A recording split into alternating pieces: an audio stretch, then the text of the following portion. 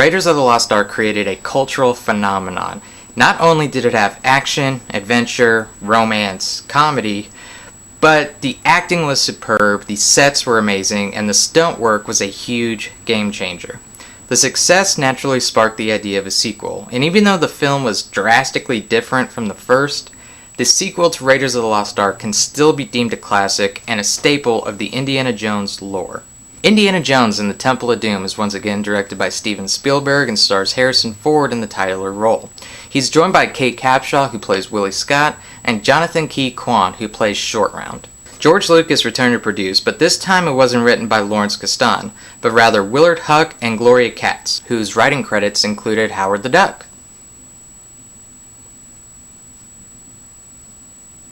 Yeah. This film started the episodic adventures of Indiana Jones instead of them being direct sequels. This made it more like the James Bond franchise than anything, which is what Indiana Jones was kind of based off of.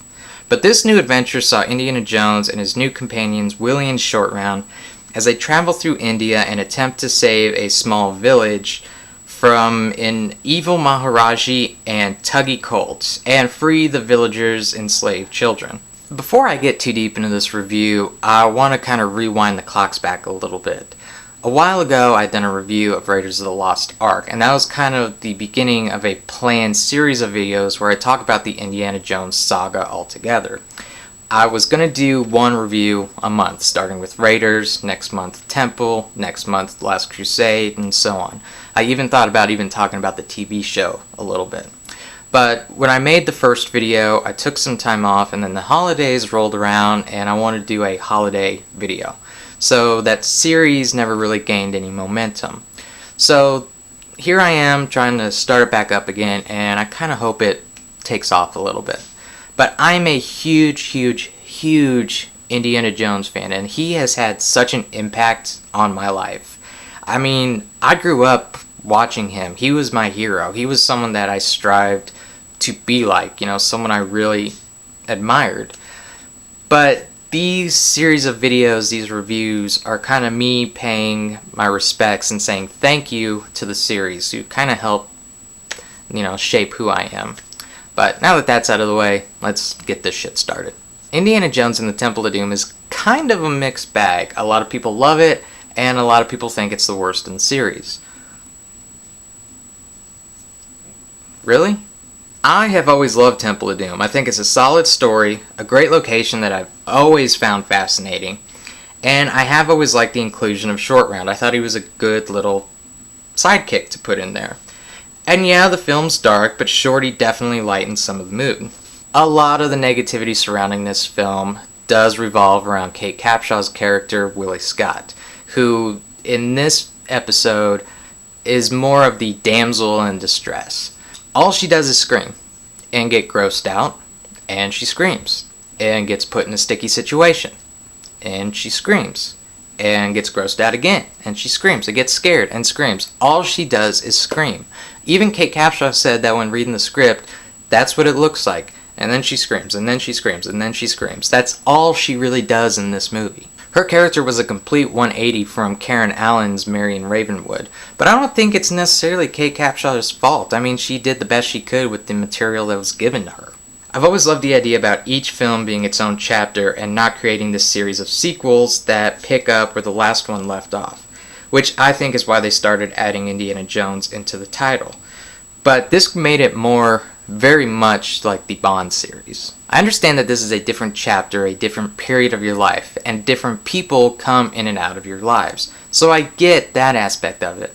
But coming off of Raiders, this was kind of shocking. And it is so much darker than Raiders of the Lost Ark. I mean, guys are getting their fucking hearts ripped right out of their chest. You got kids being beaten.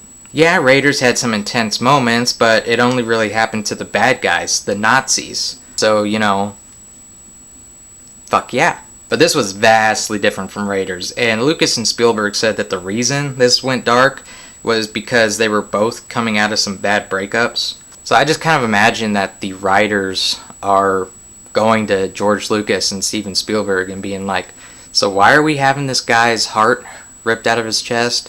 And they're just kind of like, 'cause fuck love, that's why. So there are my negative thoughts about the movie, the darkness and the female lead. But I always kind of felt that my positives outweigh the negatives of this movie.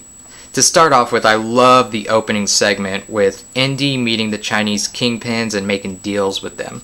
That scene always kind of reminded me of Sam Spade from The Maltese Falcon. I always had a sense that Harrison Ford was really channeling Humphrey Bogart in that scene.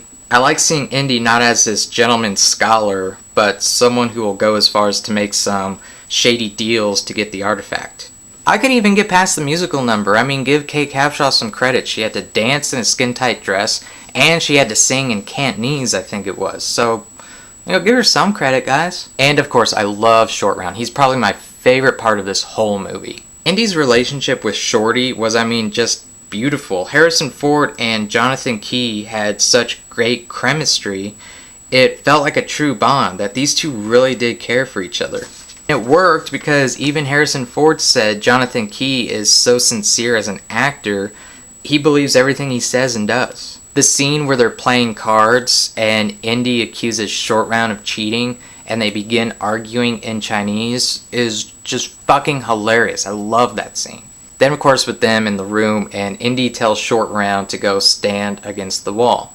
But when he does, he hits the lever that causes the spikes to come out and the roof lowering.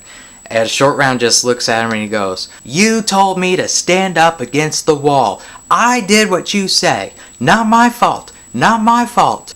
I love his reaction right there. That is such a kid thing to do, is just pass the buck. Like, look, this wasn't my fault. I did what you told me to do. This isn't my fault. But to me, the greatest scene in this is when Shorty brings Indy out of the black sleep. And Indy tricks the guards, and he and Shorty start fighting the guards together. Another great musical cue for the Raiders March. And after they rescue Willie, he brings Indy his fedora. Indy gets down on his knees and Shorty hugs him. And he says, "Indy, my friend." I choke up every time I see that scene. I love that scene, and it's wonderful. It's beautiful. It's just amazing. It's my favorite scene in the whole movie. You forget that Shorty has no family. Indy is his family. If something were to happen to Indy, Short Round would be alone in the world. And I think when he hugs Short Round and says, "I'm sorry, kid," it's not just from when Indy hit him when he was in the trance, but him also apologizing for all the danger he's put him in, and now his quest to get everyone to safety. Which brings me to the main reason why I love Temple of Doom. When Willie looks at Indiana and says, "Let's get out of here," and he replies, "Right, all of us." And then they start freeing all the children. If you look at all the Indiana Jones adventures, there is a driving force behind his quest. In Raiders, he's searching for the Ark because he was hired to. In The Last Crusade, he's looking for his father. And in Crystal Skull, he's trying to save his friends. Those films show him going on these larger-than-life adventures, going after these mystical things, but the Temple of Doom is the film that really paints Indiana Jones as a hero, which is what the character ended up being to a lot of people, including myself. When he first arrives in the village, he has no connection to these villagers at all. It would be so easy for him to listen to their plight, look at them, and say, "Right, sorry for your luck, that sucks. Which way to Delhi?" He has no personal attachment to these people. He can opt out of this adventure at any time, but he doesn't. He helps because he understands that this is the right thing to do.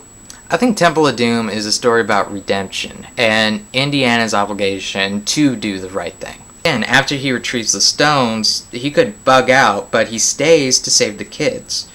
Raiders of the Lost Ark was a fun adventure ride, but Temple of Doom showed us the caliber of hero Indiana Jones is. And for that, I do consider Temple of Doom to be a classic film. You guys, thank you so much for watching. I hope you enjoyed this review. Look forward to next month when I review The Last Crusade. Don't forget to hit that subscribe button and the bell icon for more videos. And as next time, I will see you on the next episode of Hollywood Classics.